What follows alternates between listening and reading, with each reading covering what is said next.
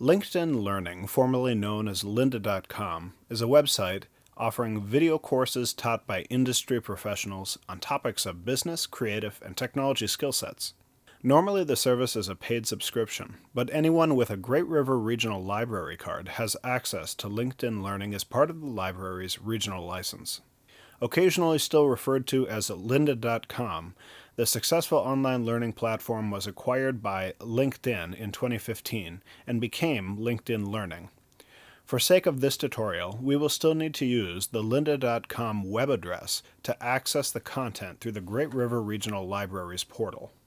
In this tutorial, we will go over how to apply for a Great River Regional Library card, accessing LinkedIn Learning online, and finding a course that is right for your project and your level of expertise. For this video, you will need a Great River Regional Library card ID number, which you have access to if you are a student living in the St. Joseph or Collegeville area. Let's begin. Part 1. Applying for a Great River Regional Library card. Great River Regional Library is a public library system that is not directly connected to Clemens and Elkwin Library. You will need a GRRL card, different from your CSB+SJU ID card, to access LinkedIn Learning online. You have two options to apply for a Great River Regional Library card. You can either fill out a physical form at the Elkwin or Clemens Library circulation desk, or you can visit the Great River Regional Library website at griver.org. You can expect to receive your library card in the mail in a couple of weeks. Part 2. Accessing LinkedIn Learning. To log in to LinkedIn Learning with your GRRL card, go to lynda.com. At the top right of the page, you will find an option to sign in.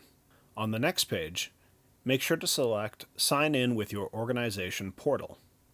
When asked for your organization's portal, type in griver.org. Note, make sure that the computer does not autocorrect to driver.org. Next, you'll be prompted to enter your library card number.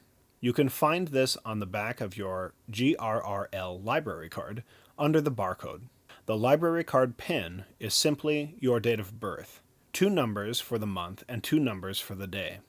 For example, if you were born April 6th, your PIN would be 0406, 04 for April, and 06 for the 6th. Part 3. Finding courses. After successfully logging in to LinkedIn Learning, you have two options to finding a course. You can either type in the name of the software or skill set you wish to learn more about in the search bar, or you can hover over the library located left of the search bar and find the course based on specialty, topic, software, or learning path. Let's say I want to learn how to edit video. In this case, I would go down to Video for the specialty and choose Video Editing for the topic. Or choose a software I know is good for video editing, like Final Cut Pro or Adobe Premiere, for example. My last option is to choose a learning path. In this case, I would select Become a Video Editor. LinkedIn Learning will automatically generate a list of courses and experts it believes will be helpful to you.